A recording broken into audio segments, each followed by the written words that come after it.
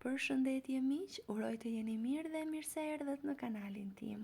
Po dëgjohemi përsëri me recetën e radhës. Sot kam përgatitur një ëmbëlsirë tradicionale e cila përgatitet mjaft thjesht, por ka dhe ajo disa ato sekretet e vogla. Të saj në një enë do shtojmë një gotë sheqer, një gotë niseshte, 2 gota ujë dhe sekreti është që duhet të mbani të njëjtën gotë për masat. Një sheqer vanilje ose një vanilje, masën do ta përzijem shumë mirë dhe do ta lëm me një anë. Dua t'ju kujtoj se nëse jeni ri në kanalin tim, mos harroni të bëni subscribe dhe të shtypni butonin e zilës, kështu do njoftoni për çdo recetë të re të postuar.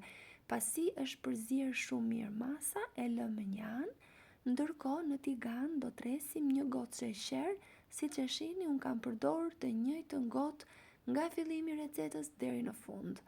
Do ta karamelizojmë në temperaturë mesatare dhe në momentin që shkrin dhe merr këtë ngjyrën që tregohet në video, keni kujdes pa e djegur, pasi do humb plotësisht shijen e ëmbëlsirës. Dhe pasi është gati, do shtojmë masën që përgatitëm. Në fillim do shihni që sheqeri karamelizuar do të ngurtësohet, por mos u shqetësoni, do shtojmë 60 gram gjalp. Nëse keni gjalp fshati, si në rastin tim, do ketë një aromë dhe shije shumë të mirë.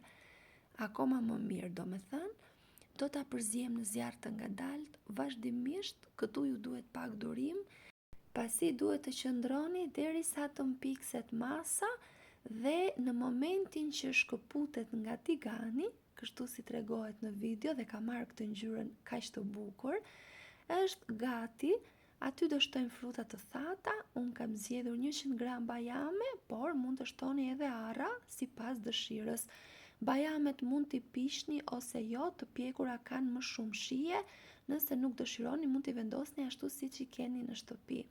E përziejmë mirë masën derisa të lidhen bajamet me të gjithë pjesën tjetër dhe nëse dëshironi mund ta pishni në furr, nëse jo mund ta vendosni thjesht në një pjatë si në rastin tim dhe ta konsumoni të ftohtë.